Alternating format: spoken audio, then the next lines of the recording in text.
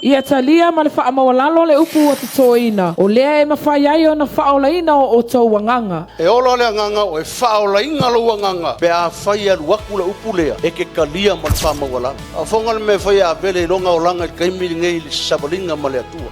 So se kaime fola fola i le upu le akua le me whai a vele kalia ma le whaamawalalo. Amen. Langa i whale kongu a vele. A pe ngā whai la oi. Alu aku le upu aua le oso i lunga. A la vea oi le upu whaamawalalo lo roko. Pa whekai le ali ua avaku le akua le upu lea e whekau i ma le angasalanga sa whai. E whekau i ma le mea le sa e whale kongu ai. O ngai a rui folo le ilalo. Ai sau le akua koe si o i lunga. Amen. O le winga nga le upu a ve ese mea ele lea. Ke sau ke whalongo i le upu le akua vai.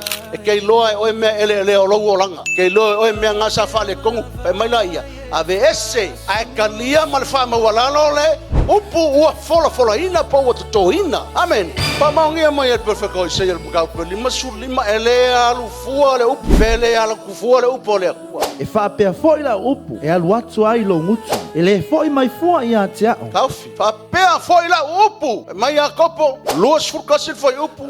A vese me le lea. Me fale kong me leanga kakuola. Ai kalia ma le whamawalalo le upu ua toina. Le upu ua fola ina. Ai o mai ifa mai Isaia. Whapea fo i la upu. Ele koe fo i fua mai. Whafonga mai. Ai peitai. E whai ana mea o te loto i a. E whai le mea loko i le akua. Ai sau ke whaalonga le upo le akua. Whafonga mai. Whai le mea loko i le akua le fola. Alu aku la fionga le akua kalia man loko whamawalalo. Ia e mali e kuurau roko. Ai whai ale mea whingalo i le tua e tusa male. Upu le alu atu. E manu ia fo i le mea o te awina. O nga e manguia lea. E manguia le mea le awinga koe le upu lea. E lai whalongolongo mai le laivi la koe share maru e le upu lea. Ai kalia inga e manguia oe. Amen.